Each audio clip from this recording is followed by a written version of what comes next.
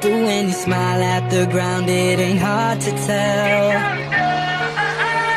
You don't know your beauty, you light up my world like nobody else. The way that you sit your head gets me overwhelmed. But when you smile at the ground, it ain't hard to tell.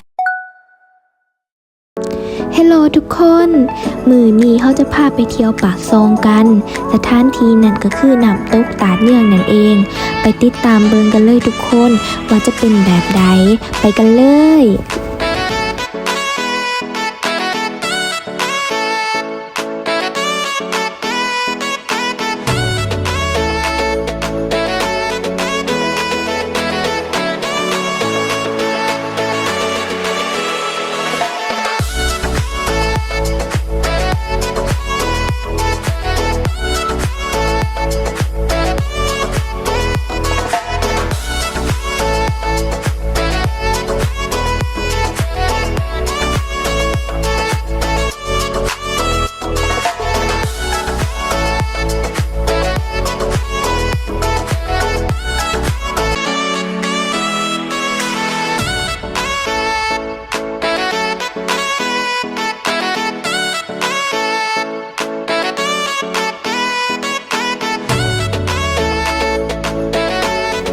ก่อนที่เขาจะเข้าไป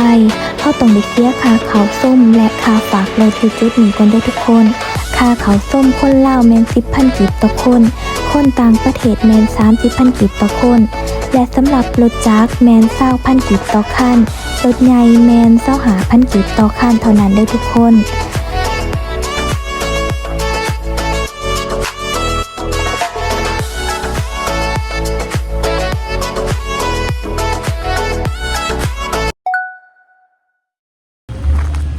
ฮัลโหลทุกคนพวกเข้ามาจากมหาวิทยาลัยจำปาสักคณะเศรษฐศาสตร์และการคุ้มครองนั่นเองพวกน้องเรียนอยู่ปี3เด้อทุกคนน้องมีชื่อว่าปันตะวันเด้อน้องมีชื่อว่าบิวเด้อน้องมีชื่อว่าดวงจันทร์น้องมีชื่อว่าธีรวันตอนนี้เฮาอยู่ที่ตาดเหนือเด้อทุกคนมื้อนี้เฮาจะมาทั่วกันเลยว่าตาดเหนือนี่มันมีอีหยังที่น่าสนใจมีโซนเสื้อผ้าหรือว่าโซนอาหารต่างๆเด้อทุกคนและก็มีวิวธรรมศาสตร์น้ำตกตาดสวยงามแฮงเด้อทุกคนที่ทุกคนเห็นในโซเชียลบ่ว่าจะเป็น TikTok หรือว่าเฟซหยังต่างๆเด้อทุกคนไปกันเลยทุกคน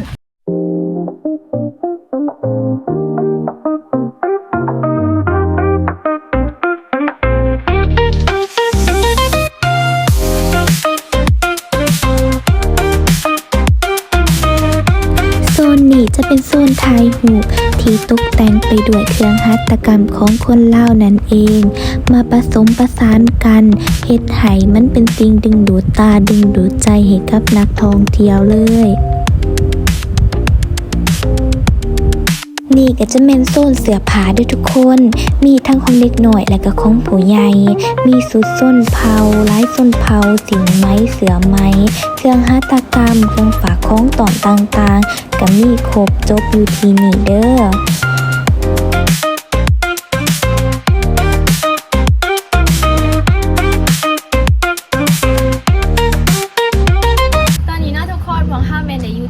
เสื้อผ้าเนาะบ่ว่าจะเป็นเสื้อผ้าสไตล์ไลฟ์แบบไลฟ์แมนหวังเขาจะพาไปเบิ่งกันเลยว่ามันมีแบบไลฟ์สไตล์ไลฟ์แนเนาะที่นักท่องเที่ยวนี่มากซื้อใส่อีหยังขนาดไปกันเลยทุกคน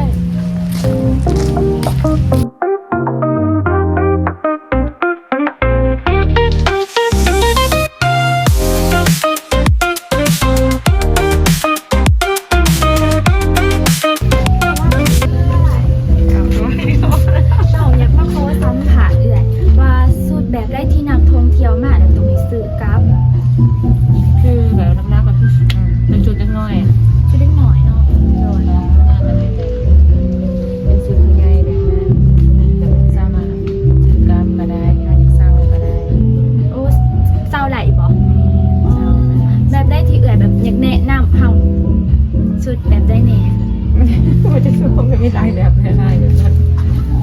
ยังเขาเล่นไม่บอกอันนี้จะเป็นสุดเผาอะไรเผาอะไรสุดเผาแบบนี้จะเป็นแบบนี้แต่ละเผาจะสุดกันสุดมันจะมีลายแบบลายตัวแรกที่แบบมันจะเป็นแบบข้อฝาข้อต่อเอียง นักท่องเที่ยวมาตัวนี้เขาเห็นไปอะไรเพราะตามคนต่างสมัครก็คือกันนะ โดย แม่ ก็แล้วแต่เขาเจ้าสิซื้อเนาะ แม่แล้วแต่ถ้าเจ้าเพราะว่านักท่องเที่ยวมันจะว่าแต่ละมือมันต้องมีแต่ว่าจำจิตคนหาคนมันแบบแต่ละมือมันมาหลายคนคนมักต่างแต่จิตแตกแม่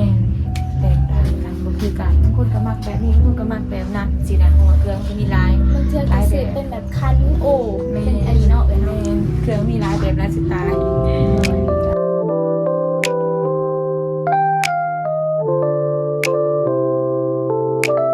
ฝากมาอุดหนุนหาดเพิ่นในเด้อทุกคน หาดเอื่อยเพิ่นแม่นต่างอยู่สุดหมู่เลยเพราะว่าจะเป็นเครื่องฝากของตอดหรือว่าเสื้อผ้าอีหยังต่างๆเอื่อยเพิ่นก็มีครบเบิดเด้อไกลไปไกลมากก็มาอุดหนุนเพิ่นได้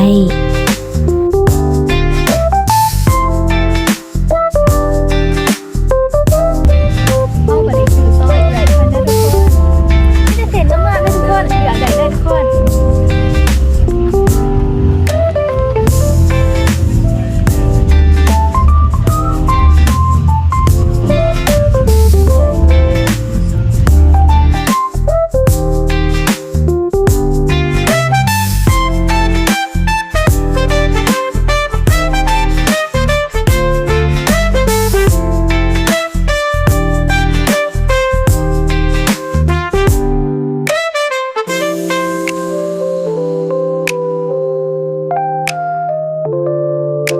ก็เอ่ยว่ามันยังอยู่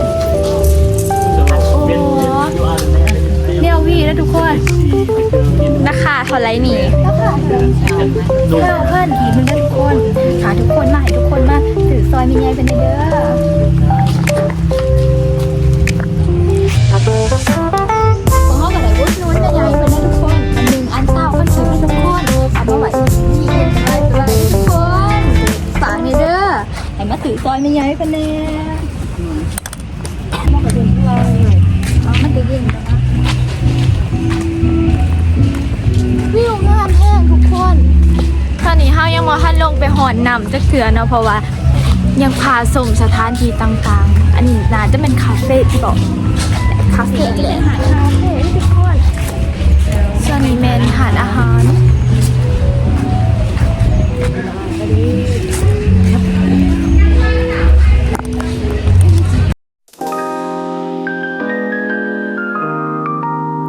นี่ก็จะเป็นโซนหาดอาหารและเครื่องดื่มต่างๆ ทางหาดเพิ่นก็จะมีเมนูหลากหลายให้ทุกคนได้เลือกเลย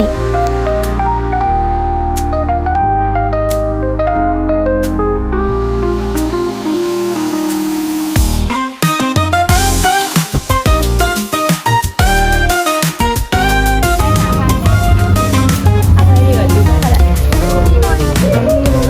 เอา30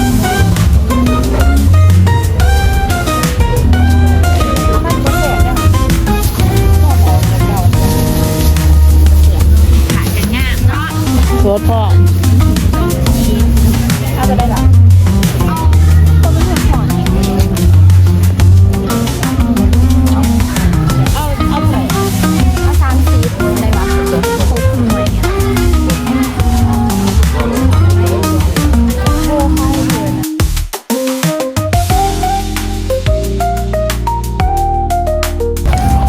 เดี๋ยวทุกคนทำกันได้มาอุดหนุนสวยหาเดือนเพิ่นนะสวยของเขาถึงแดดเด้อทุกคนใครไกลมากอ่ะมาอุดหนุนเด็กไปเลยเด้อไม่ขาดหน้ามันใจดีโสดพ่อ ไปกันเลย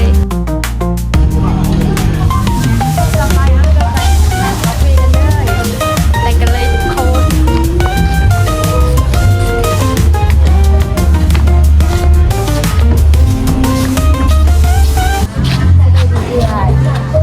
อะไรอยากก็ถามว่าที่เธอต้องการนี่ยังอย่างไรล่ะกาแฟนึงมอคค่าลาเต้เขาจะมาสั่งแต่จะมีมาใหม่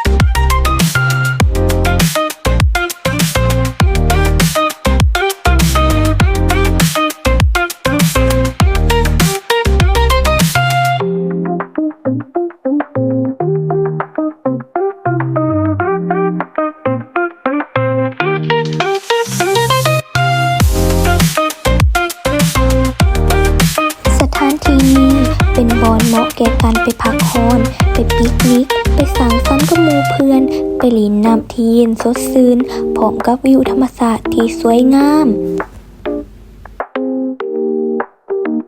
วันแรกเขาจะไปจืดนะค่ะนะ พี่โก้แล้วให้จะไปเบิ้งที่เป็นข้างหลังตุ๊กตาที่ยังนอนนั่นก็คือน้ำตุ๊กมันเอง ไปมันกันเลยไปกันเลยทุกคน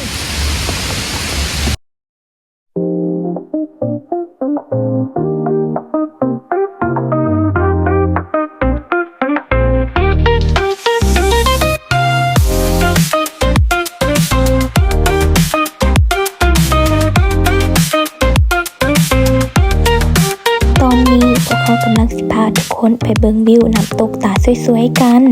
ก่อนจะลงไปให้ทุกคนควรระมัดระวังในการลงในเด้อเพราะทางลงมันค่อนข้างที่จะสั้น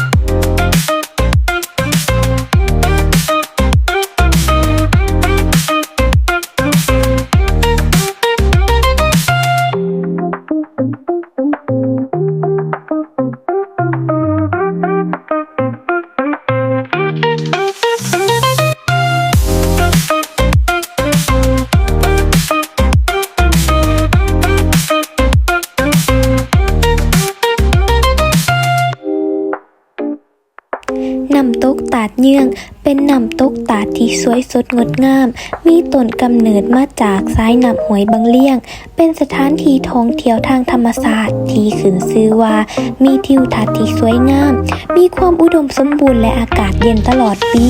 อีกทั้งสามารถเดินทางได้โดยสะดวก จึงเป็นที่นิยมของนักท่องเที่ยวทั้งภายในและต่างประเทศ ความโดดเด่นอีกประการของน้ำตกตาดเยื่องนี้ก็คือ นักท่องเที่ยวจะได้สัมผัสกับวิธีการดำรงชีวิตของชนเผ่าดั้งเดิม ที่อาศัยอยู่ในบริเวณนี้ยังคงรักษาเอกลักษณ์ทางด้านวัฒนธรรมได้จนทุกวันนี้ สำหรับคลิปทั่วตาเรื่องของพวกเขาในมือนี้นะทุกคนก็ได้จบเพียงแต่ตามนี้นะทุกคนขอบใจทุกคนที่รับชมและรับฟังจนจบนะบ๊ายบาย นี่ก็คือสภาพแล้วทุกคนสภาพที่เอาขึ้นมา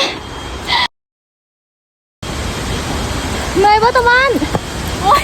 เมย์เลยทุกคนเมย์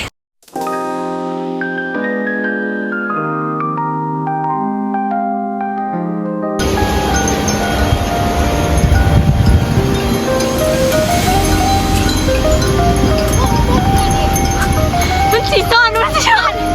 แล้วมันทุกคนอย่าต้นอย่าต้นทุกคนอย่าทุกคนที่มาตอนนี้ยืนนะอย่าเพิ่งนะไปเลยทุกคนเล่นทุกคน คลิปเที่ยวของเฮาในมือนี้ก็ได้จบเพียงซ้ำนี้เด้อทุกคน ขอบใจทุกคนที่รับชมและรับฟังจนจบ ฝากกดไลค์ กดแชร์ กด Subscribe พวกเราเด้อเพื่อเป็นกำลังใจให้คลิปต่อไป บ๊ายบาย